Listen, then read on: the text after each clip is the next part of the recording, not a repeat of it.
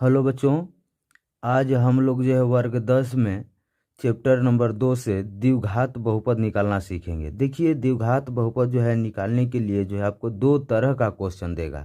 कितने तरह का याद कर लीजिएगा, दो तरह का क्वेश्चन देगा।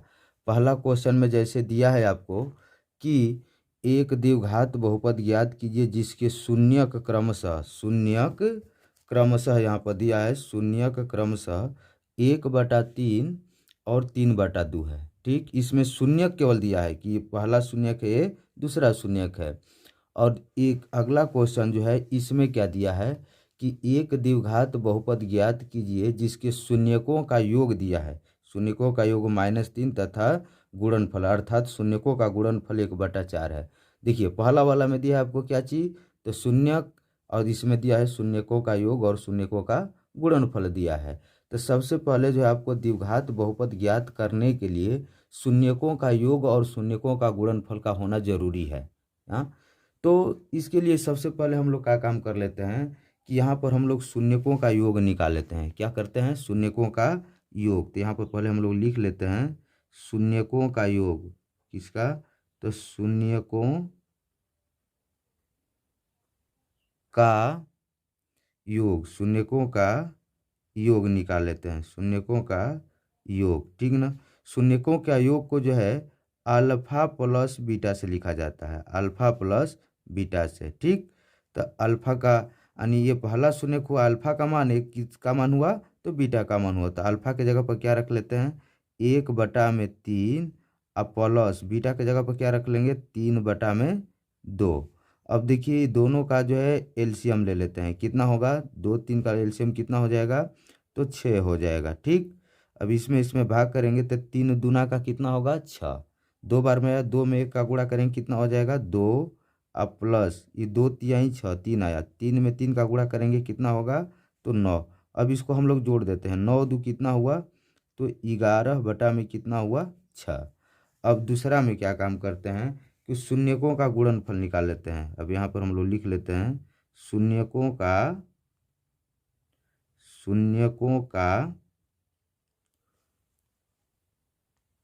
गुणनफल, शून्यकों का गुणनफल।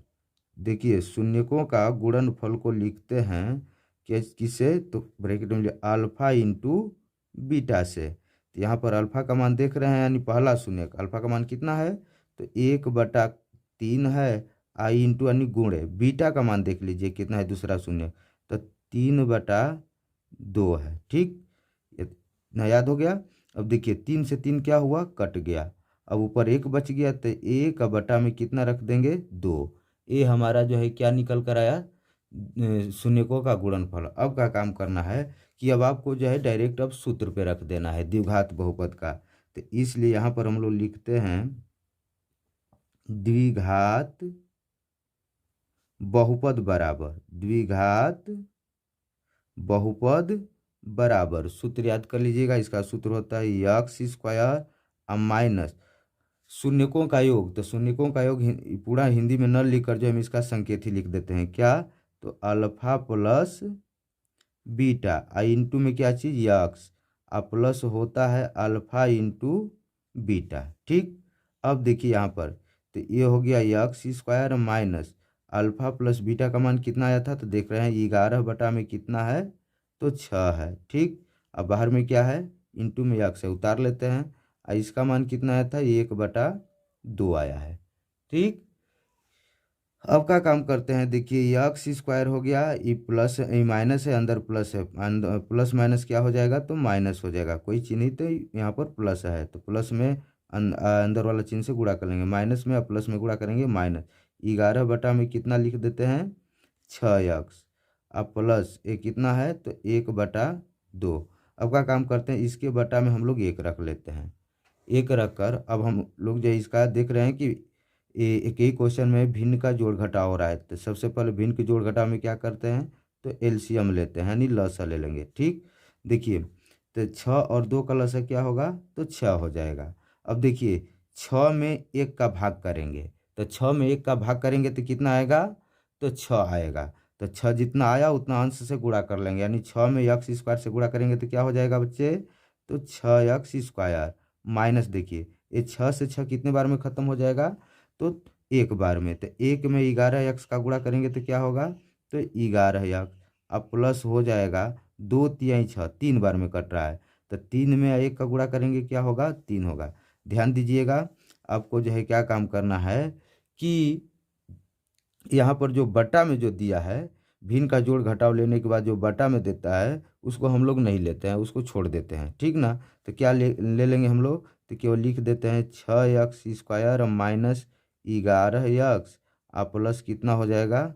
3। यही क्या हो जाएगा? तो आंसर हो जाएगा, ठीक। अब चलते हैं हम लोग दूसरा नंबर पर, दूसरे सवाल पर अब चलते हैं, ठीक ना। देख रहे हैं इसमें क्या दिया है कि इसमें स्पष्ट दे दिया, इसमें शून्यकों का योगफल और गुणनफल दोनों दे दिया, इसमें योगफल और गुणनफल ज्ञात करने की ज़रूरत नहीं है। तो सबसे पहले यहाँ पर हम लोग लिख लेते हैं, क्या लिख लेते हैं पहले? तो यहाँ पर लिख लेते हैं शून्यकों का योग, शून्यकों का योग अर्थात क्या हो जाएगा? तो अल्फा प्लस बीटा। शून्यकों का योग किसे लिखते हैं? तो अल्फा प्लस बीटा। ये इसका मान दे दिया है, कितना दिया है? तो आपको दिया है -3। कितना दिया है? तो -3 यहाँ पर रख लेते हैं, ठीक। अब देखिए, अब शून्यकों का गुणनफल, शून्यकों का गुणनफल, शून्यकों का गुणनफल, शून्यकों का गुणनफल को किससे लिखना है? तो हमको जो है अल्फा इंटू बीटा से लिखना है। ये कितना दिया है? तो देख रहे हैं 1/4 दिया है, 1/4 दे दिया है, ठीक ना। 1/4 दिया है। कंप्लीट हुआ। अब का काम करते हैं कि अब इसमें जो है द्विघात बहुपद का सूत्र लगा देते हैं, इसलिए यहाँ पर लिख देते हैं हम लोग क्या चीज़?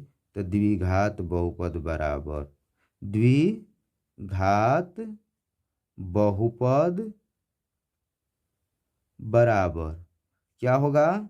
तो वही होगा x² माइनस हो जाएगा आपका alpha plus beta into x plus alpha into beta. अब इसमें केवल रख कर मान हल कर दीजिए। देखिए कैसे?